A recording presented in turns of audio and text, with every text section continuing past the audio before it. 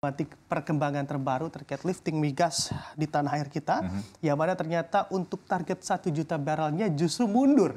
Bukannya makin cepat, justru dimundurkan 2 tahun, yaitu di tahun 2032 kita baru bisa mencapai target lifting migas di angka 1 juta barrel. Bagaimana pendapat Anda?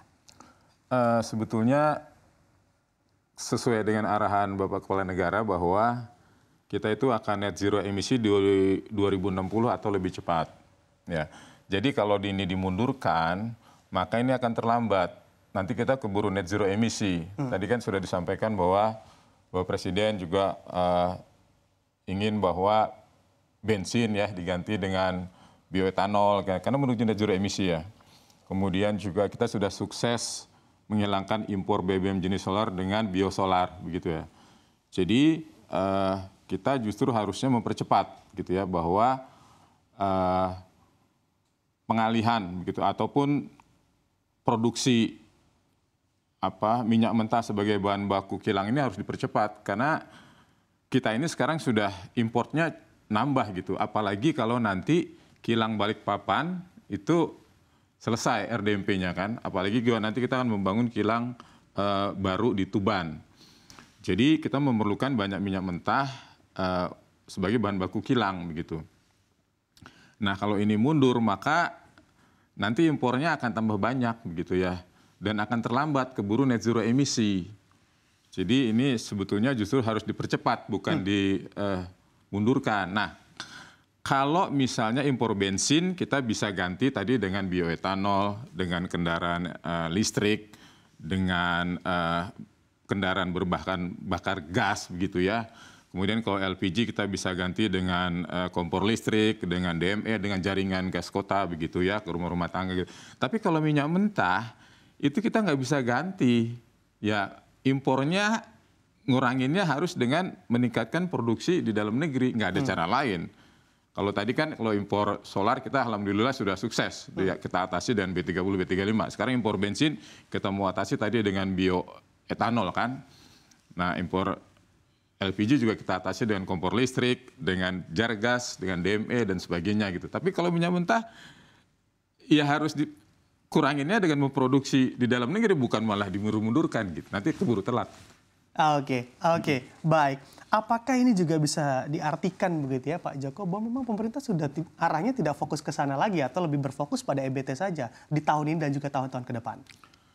Nah sebetulnya net zero emisi 2060 atau lebih cepat itu kita EBT-nya itu 70% lebih kurang ya. Kita ada skenario 1, skenario 2 gitu ya. Nah artinya apa? 30% itu masih fosil. Nah fosil kan ada batu bara, ada gas, ada minyak begitunya.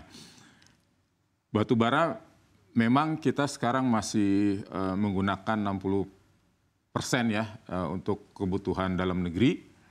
Kemudian gas juga sebagai transisi energi menuju net zero emisi kita galakan, infrastruktur gas kita tingkatkan, pakai APBN juga.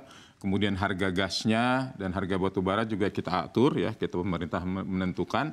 Nah untuk minyak kita kurangi gitu, karena kita sudah impor. Kalau batu bara kan kita masih ekspor, gas masih kita ekspor dalam bentuk LNG maupun gas pipa ke Singapura, ke beberapa negara. Tapi kalau minyak mentah, kita tuh sudah impornya cukup banyak begitu. Nggak bisa kita atasi hanya dengan memproduksi di dalam negeri, gitu ya. Nah ini yang mestinya kita fokus ke sana gitu. Jadi bukan kita menghilangkan sampai nol ya, karena kita masih punya kilang. Kapasitas kilang kita itu di dalam negeri itu saat ini itu bisa mengolah 1 juta barel minyak mentah per hari, ya kan? Kita nanti bangun lagi di RDMP di Balikpapan bisa nambah jadi 1,3 juta kapasitas kilang kita di dalam negeri.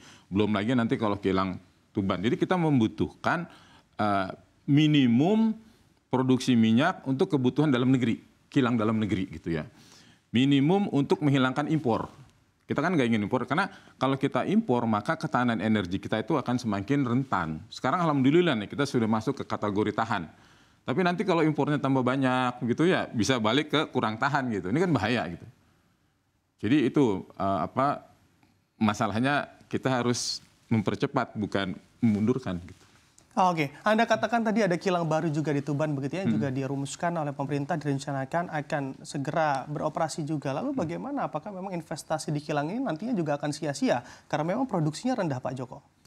Iya, justru kalau nanti misalnya produksi di dalam negeri terus turun begitu ya, bisa saja investasi di kilang yang Tuban itu bisa tertunda-tunda karena kita nggak punya bahan bakunya kan. Nah, sementara kerjasamanya dengan Rusia, dengan Rosneft.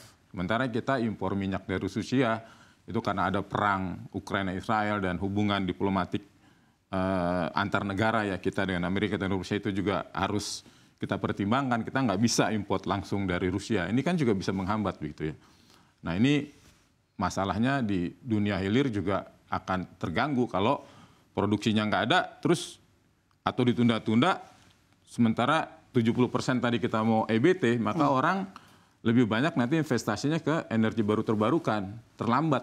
Padahal kita butuhnya tuh sekarang, sampai nanti Indonesia emas di 2045, karena puncak daripada emisi itu diperkirakan itu 2035, dan kita sudah menuangkannya ke dalam pembaruan peraturan pemerintah tentang kebijakan internasional. Alhamdulillah sudah selesai harmonisasinya. Sekarang tinggal kita mempersiapkan surat presiden ke DPR untuk mendapat persetujuan ya, dalam perjalanan. Nah, itu kita tuangkan di dalam RPPKN gitu ya. Nah, kita juga komitmen dengan dunia pengurangan NDC. Nanti paling telat bulan Agustus ini, bulan depan, Kementerian Lingkungan Hidup harus sudah berkomitmen ke dunia untuk mempercepat pengurangan emisi kita.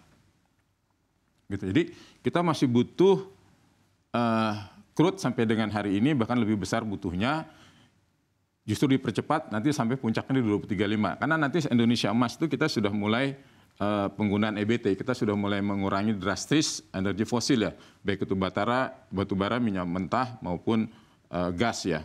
Gas ini sebagai transisi kita lagi tingkatkan. Nanti setelah 2035 sudah mulai turun tuh. Nah, ini mudah-mudahan ini juga parlemen bisa menyetujui sehingga kita sudah punya dasar hukum regulasi untuk net zero emisi di 2060. Karena satu-satunya regulasi yang bisa, karena RPPKN ini harus mendapat persetujuan DPR, undang-undangnya seperti itu. Jadi nanti sudah dituangkan di dalam regulasinya, maka itulah nanti semua akan mengacu ke situ. Jadi dasar hukumnya jelas, semua regulasi di bawahnya ini akan mengacu bahwa nanti net zero emisi di 2060 atau lebih cepat. Seperti tadi Bapak Presiden menyampaikan kan, kita akan gantikan bensin dengan bioetanol ya, dengan bensin sawit gitu ya, ada juga bioaftur gitu.